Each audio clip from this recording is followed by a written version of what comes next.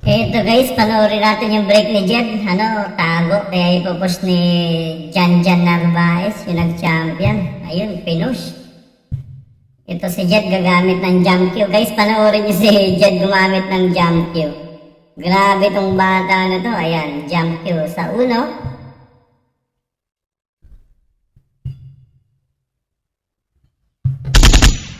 Ayun, pasok.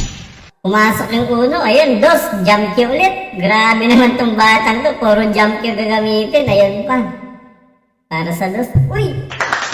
Grabe naman yun, ayan, jump Q ulit sa tres. Grabe, tatlong sunod yung jump Q guys, panoorin nyo, puro pasok yan. Ito talaga yung laruan ng pang-champion guys. Ayan, tira tres, tingnan nyo guys ha, jump Q ulit. Pasok ulit. Balaktakan yung mga tao, tatlong jump Q. Wow!